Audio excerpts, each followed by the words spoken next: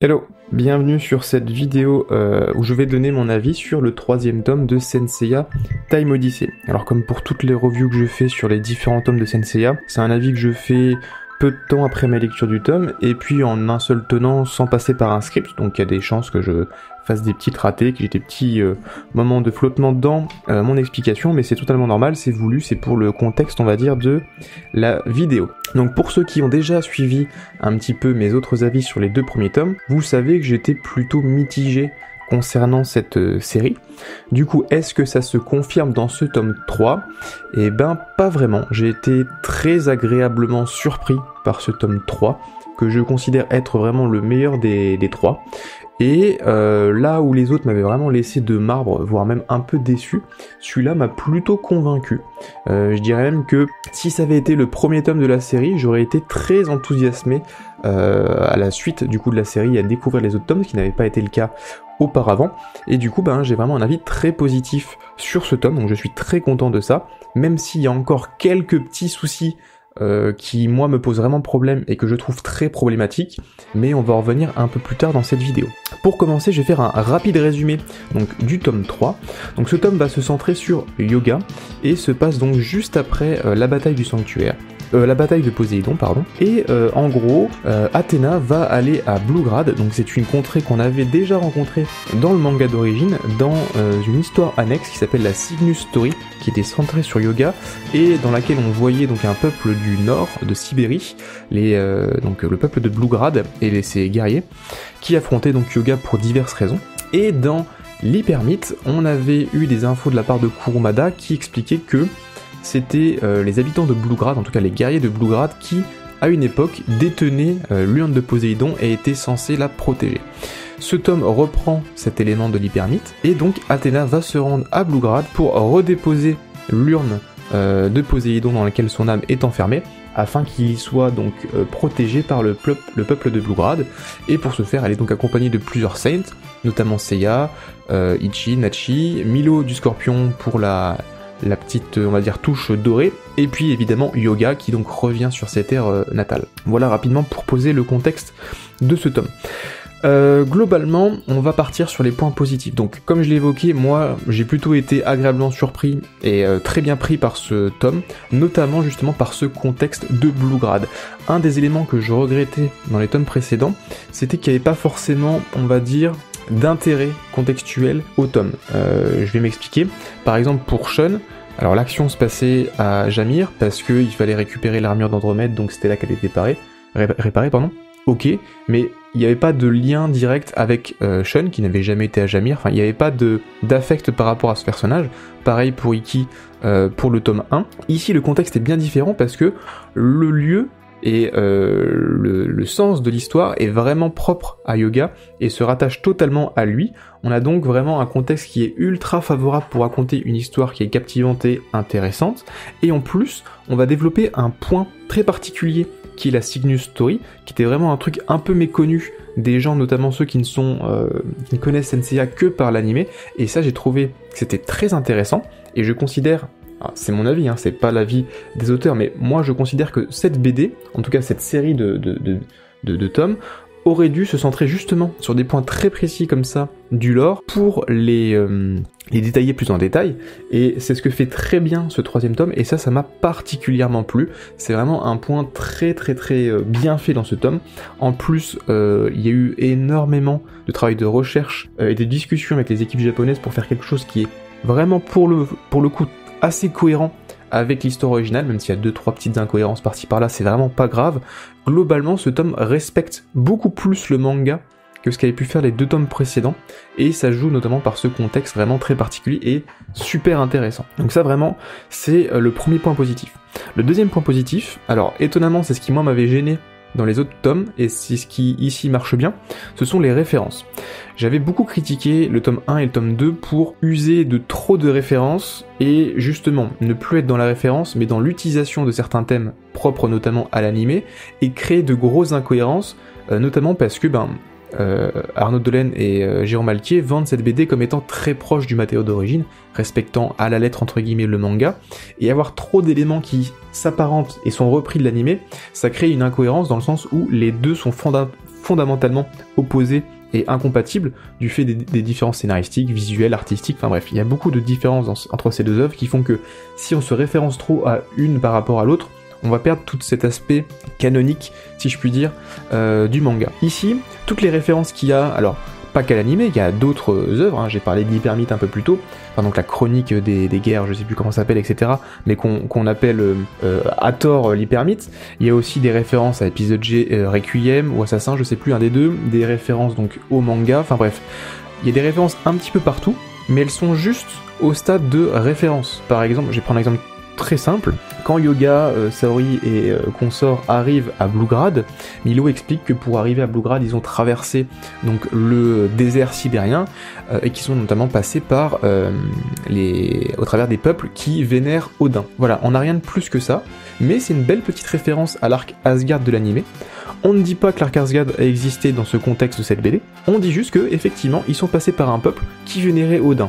On n'en sait pas plus, mais en tout cas c'est une belle petite référence à l'anime qui ne crée pas d'incohérence et qui par contre étoffe le lore parce que on comprend bien que dans cette BD il y a potentiellement des guerriers d'Odin qui existent aussi.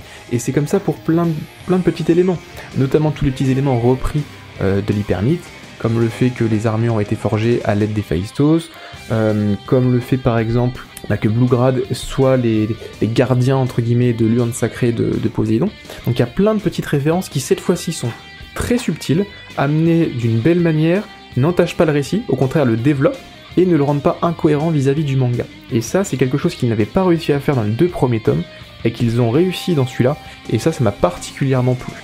Un troisième point positif, alors ça c'est quelque chose que je suis très fier de voir dans ce tome-là, et qui existait aussi dans les autres, mais qui, pour le coup, a été plus mis en avant par la communauté, c'est l'intégration d'autres fans, entre guillemets, de la licence.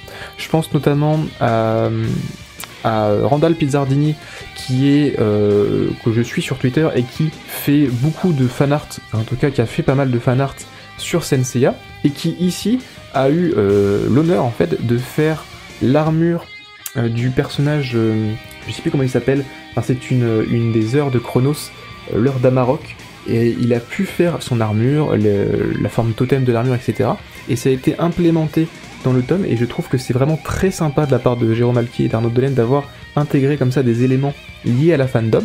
On a notamment aussi le personnage de Roré du Fourneau, qui est un hommage donc au plus grand collectionneur de Senseiya au monde, hein, qui est dans le Guinness Book des records, et qui a été intégré sous forme de chevalier dans ce tome, en hommage en fait finalement à sa passion. Et je trouve qu'avoir mis ces 2 personnes dans ce tome, avoir inclus un peu de la fandom Senseiya dans ce tome, ça rend vraiment un bel hommage, j'ai envie de dire, à la communauté, et j'ai vraiment bien apprécié, surtout que ça ne dénote pas du tout par rapport au reste du tome. C'est pas un truc qui est forcé, c'est vraiment très bien inclus, et ça donne vraiment tout de suite beaucoup d'intérêt, on va dire, pour la BD, puisque elle rend hommage tout simplement aux fans. Un quatrième élément que moi je trouve très positif, qui par contre pour certains a été considéré comme négatif, c'est le rythme.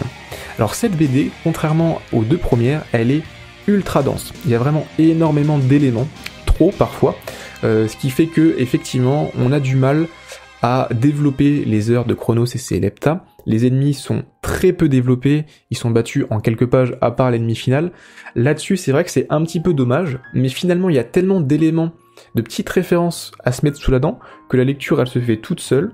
Elle est légèrement plus longue, je trouve, que les tomes 1 et 2, parce qu'il y a beaucoup d'informations à donner, et ça rend, je trouve, une fluidité de lecture qui est plus appréciable que pour les tomes 1 et les tomes 2. Pareil, ça c'est juste un avis personnel, il y a beaucoup de gens qui n'ont pas considéré ça comme un point positif, au contraire, mais pour moi, le rythme était mieux pensé dans ce tome que dans les autres, malgré le fait que c'est un format BD, donc on a plus l'impression de voir un épisode animé avec un début, une fin très concret, que vraiment une série globale, mais ça c'est le souci, on va dire, de la BD franco-belge et de ce concept, on va dire, de cette BD, mais sinon en lui-même, le rythme de lecture de ce tome est vraiment très agréable, bien plus que pour celui du tome 1 et le tome 2. Et puis finalement, en fait, ce qui englobe le point positif général de mon avis sur cette BD, c'est l'intention qu'ont eu Jérôme Alquier et Arnaud Delaine sur ce tome, qui pour moi est bien mieux réussi que pour les tomes précédents. Ils ont vraiment réussi à développer un point très précis de l'univers Senseiya, en étant raccord le plus possible au manga d'origine, même s'il y a quelques petites entorses, on va revenir après. Et ils ont réussi, et c'est là que vraiment pour moi, le tome 3 m'a bien plu, ils ont réussi à être référencés sur d'autres spin-off Senseiya, sans créer d'incohérence majeure, sans s'approprier, on va dire, un point particulier qui crée une incohérence. Et là-dessus, on peut que saluer leur travail de recherche au travers des équipes japonaises, au travers du manga, pour référencer au mieux ce tome, sans tomber dans la paresse et la repompe facile qui aurait créé des incohérences. Donc là-dessus, vraiment merci à eux, c'est du très très bon travail, et ça fait que pour moi, qui était un peu plus réticent à ce spin-off, ce tome 3 vraiment me convainc totalement. Maintenant, évidemment, il n'y a pas que du positif, il y a des points négatifs, et malheureusement, c'est un peu toujours les mêmes points négatifs qui reviennent et qui, pour moi, gâchent cette série. Alors, il y a encore quelques petites incohérences que je vais montrer du doigt, qui sont pas forcément ultra mauvaises, on va dire, comme dans le tome 1 ou 2, mais je préférais quand même les noter. Donc une des incohérences, c'est notamment Yoga qui utilise l'Aurora Thunder, donc le tonnerre de l'aube, qui est une technique qui n'existe pas dans le manga, qui n'existe que dans l'animé. Donc encore une fois, c'est repomper certains éléments de l'animé sans rien y ajouter, donc ça c'est dommage.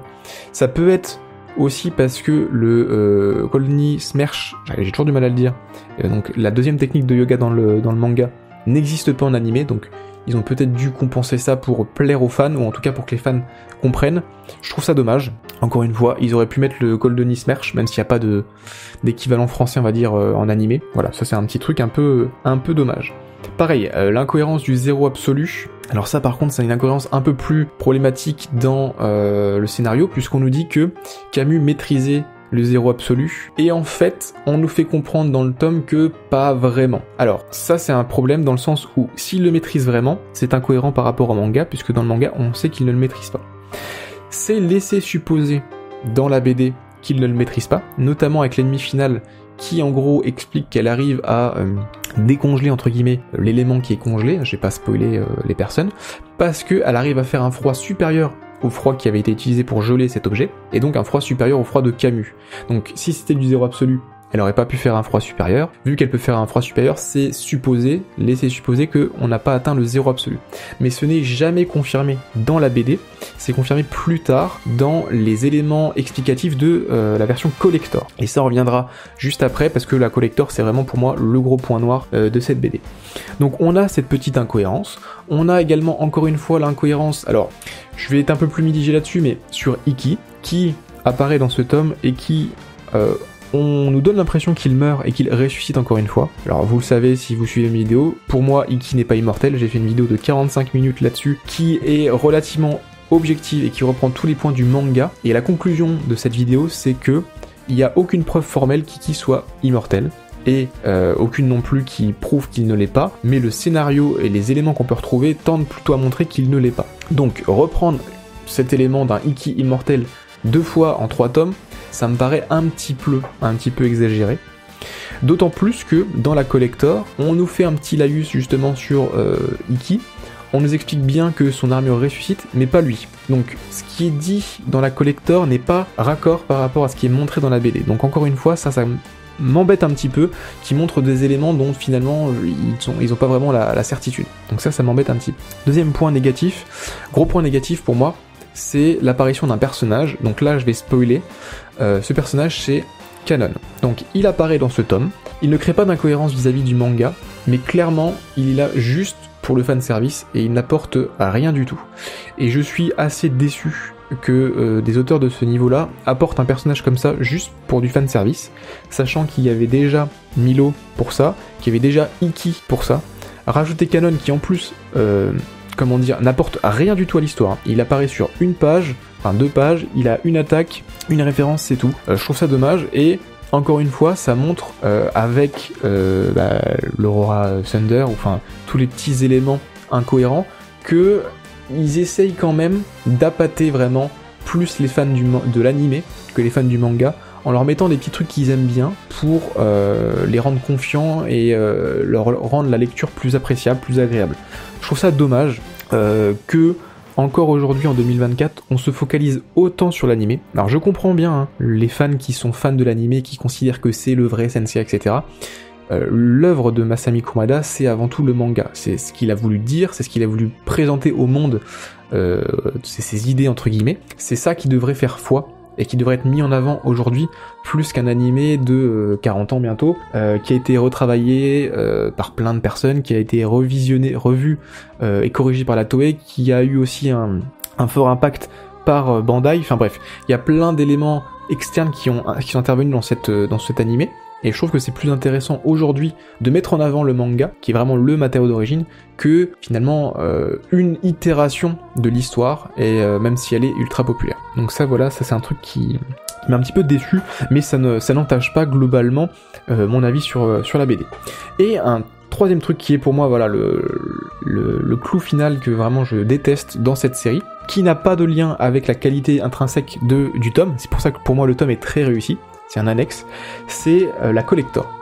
Je vous l'ai déjà dit, mais pour moi, mettre des éléments importants de l'histoire du tome en cours dans une version collector, donc qui est limitée en quantité, qui est plus chère, et que donc tout le monde ne va pas avoir, pour moi c'est une hérésie.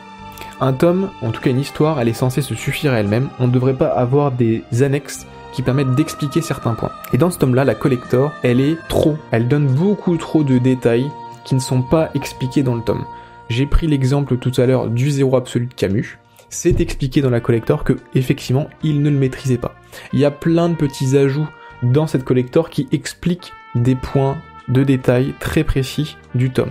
J'ai expliqué par exemple le fait qu'Iki maîtrise une sorte d'attaque, ça, on comprend pas pourquoi il maîtrise ça dans le tome, c'est expliqué dans la collector. Il y a plein de petits éléments comme ça qui sont expliqués dans la collector, et pour moi ça, c'est pas normal. Alors, il y a pas mal d'éléments qui sont très bien dans la collector, notamment les schémas d'armure, notamment les explications sur les personnes qui sont intervenues pour créer les nouvelles armures, sur pourquoi ils ont choisi Bluegrad, sur les échanges qu'ils ont eu entre eux, qu'ils ont eu avec le Japon, ça rentre totalement dans le concept de la collector. Par contre, les éléments explicatifs du scénario, de petits points précis que finalement, si on n'a pas lu la collector, on peut pas le comprendre, pour moi ça c'est un grand non, parce que ça force les gens finalement à devoir acheter une collector plus chère pour avoir une vision complète et surtout la bonne vision de la bande dessinée, ce qui ne devrait pas être le cas. Donc moi par exemple, j'ai pas pu acheter la collector, j'ai eu un tome classique parce que ma collector était en rupture de stock.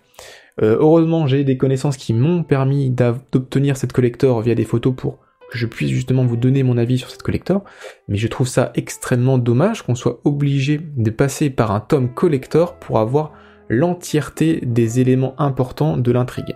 Il y a pas grand chose, hein. Certains vont me dire oui tu exagères, il y a quoi ? Il y a 4 pages on va dire vraiment qui spoil un petit peu, qui explique un petit peu le tome sur une trentaine. Je suis d'accord, mais c'est quand même 4 pages qui n'apparaissent pas dans la BD et qui sont finalement manquantes à ceux qui n'ont pas acheté la collector. Et ça c'est dommage. On aurait finalement enlevé ces 4 pages, on les aurait mis à la fin du tome classique et laissé toutes les autres pages dans la collector, pas de souci. Mais là, encore une fois, mettre des éléments importants dans la collector, pour moi c'est non, il faut que la BD se tienne d'elle-même, et ça c'est un point noir. Ça n'entache pas la qualité du tome.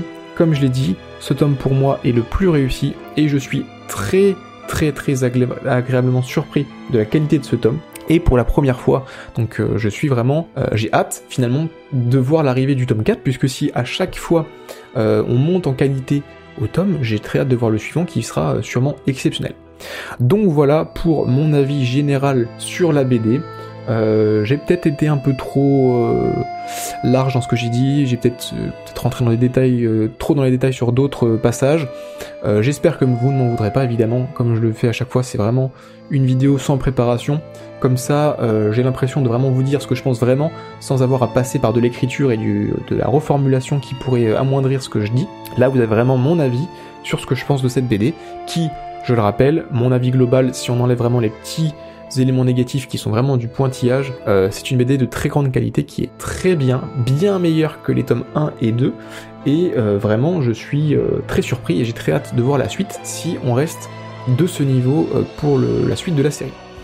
Voilà, j'espère que mon petit avis vous aura donné envie de lire cette BD, et sur ce, je vous dis à la prochaine. Ciao tout le monde.